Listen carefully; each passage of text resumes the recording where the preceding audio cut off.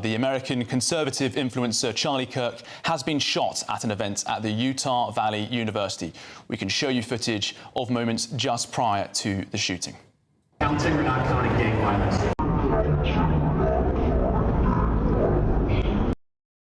Well, Charlie Kirk is one of the biggest and most influential conservative commentators in the US today. He's spoken at Republican conventions, and last year, President Donald Trump gave a speech at a Turning Point conference in Arizona. That's the group that Kirk runs. He's married to a former Miss Arizona with whom he has 2 children.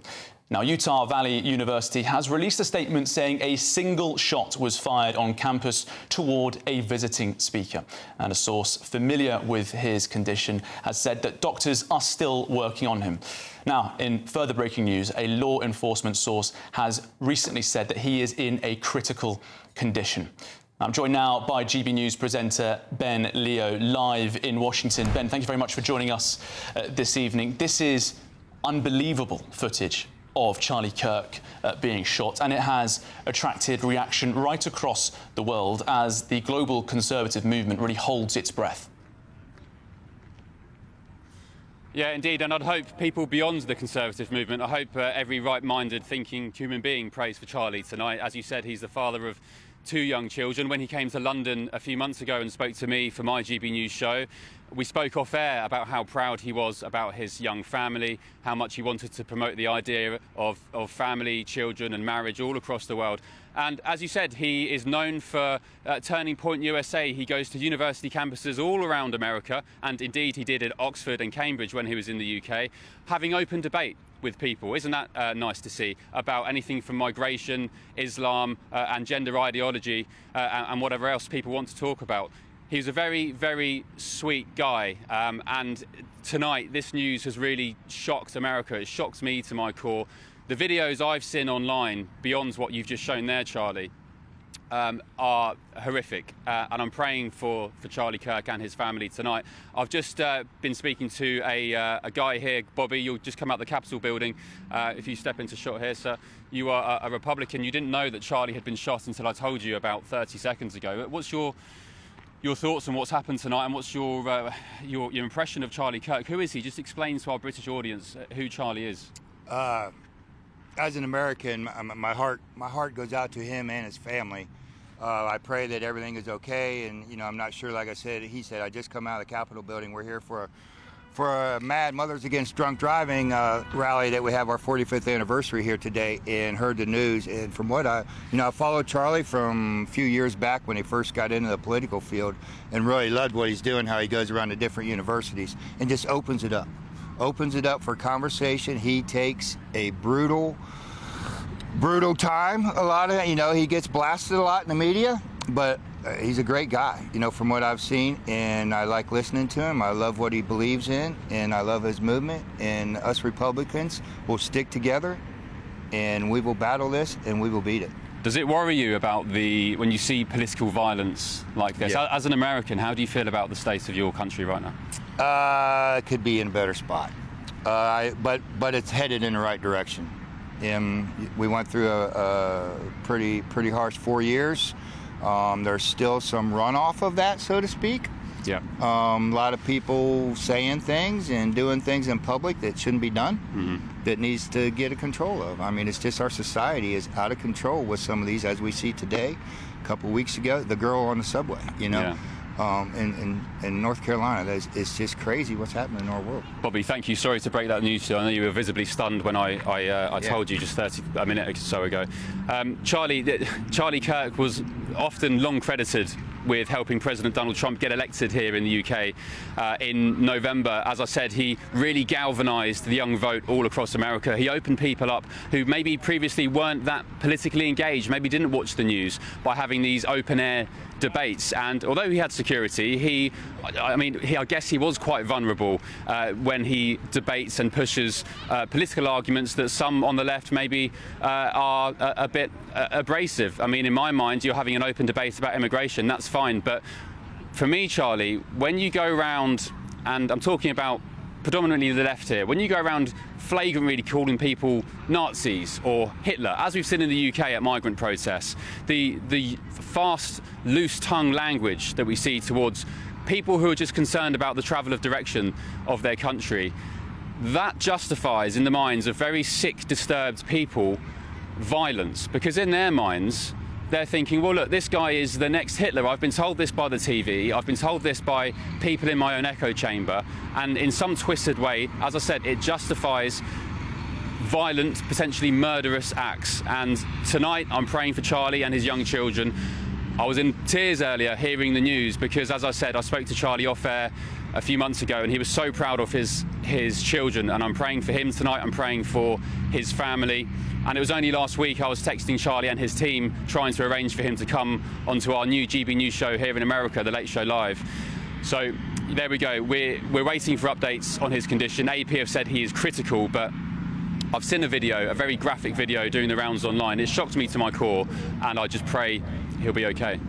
Yes, Ben, people pouring in their tributes and prayers for Charlie Kirk at the moment, but you pointed towards that dangerous political atmosphere in the United States at the moment. We've already seen not every reaction to this shooting paying tribute to the man who's been hit by that bullet. It appears to be in the neck. We're also hearing some reactions online, people describing as a divisive figure, polarising, and a lightning rod. And this is on American cable news networks. It points to what you were saying just moments ago, doesn't it, Ben, that this is a very dangerous time. Yeah, and I'm sorry, I was watching US cable news last night. I was flicking through the conservative channels, also the sort of left-leaning channels.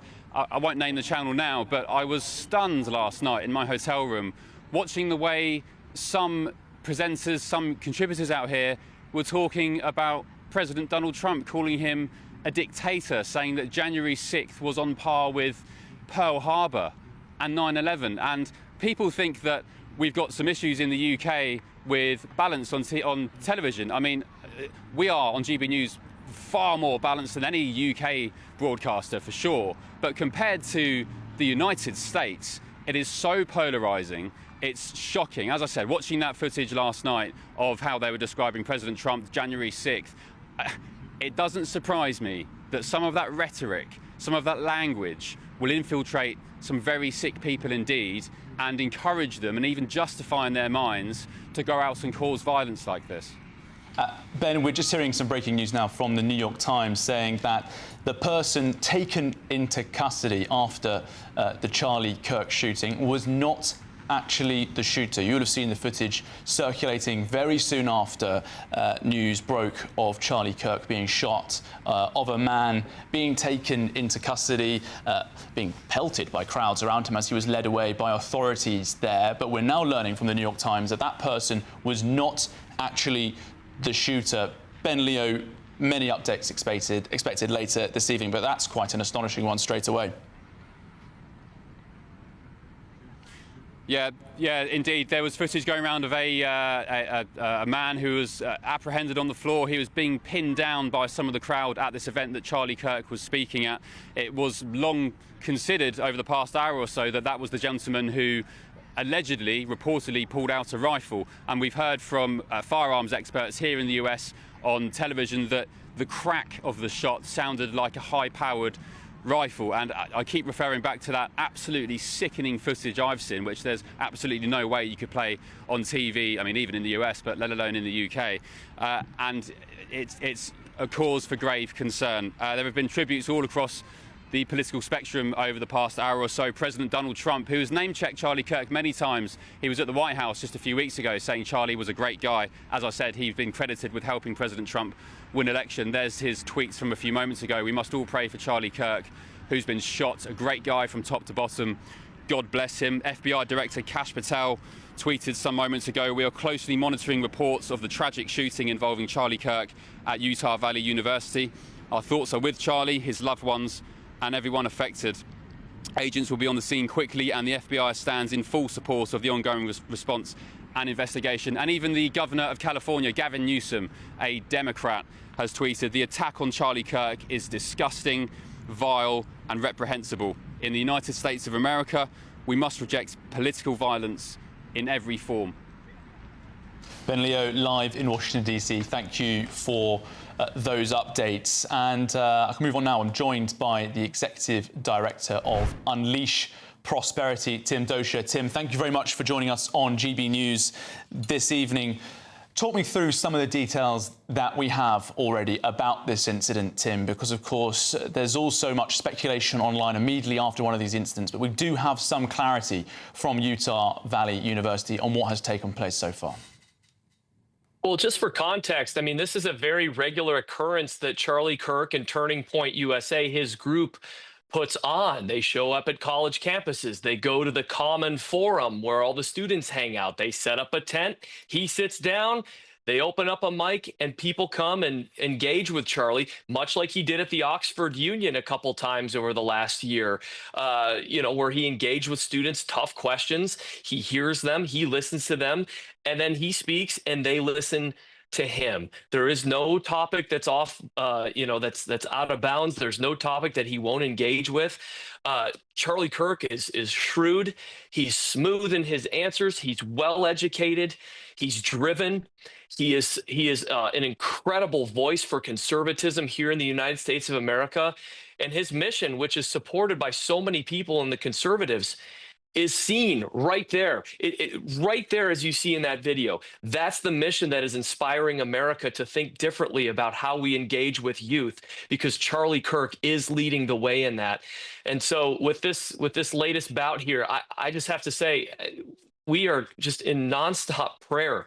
We are in nonstop belief that Charlie will continue to be with us, that he will not be taken by this, and that will not be his vision and his voice will not be silenced by this.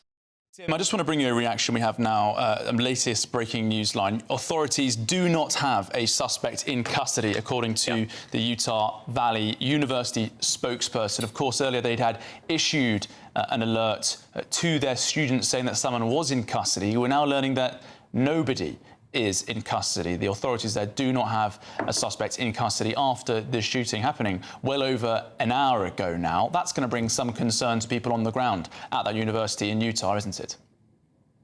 Well, I do know one thing, and by the way, this is breaking, as you said, so we will learn more. We are going to continue to learn more, but I do know this, at a college campus, there isn't much that isn't monitored there. There are cameras all over the place, so I'm sure every square inch had some sort of camera, whether that be the university's camera or people in the crowd's camera. So I do believe authorities there in Utah, in Provo, which is about 40 minutes south of Salt Lake City, the biggest city in Utah, it's not out there in the middle of nowhere. So I do believe that there will be clarity on that. We just got to give it some time.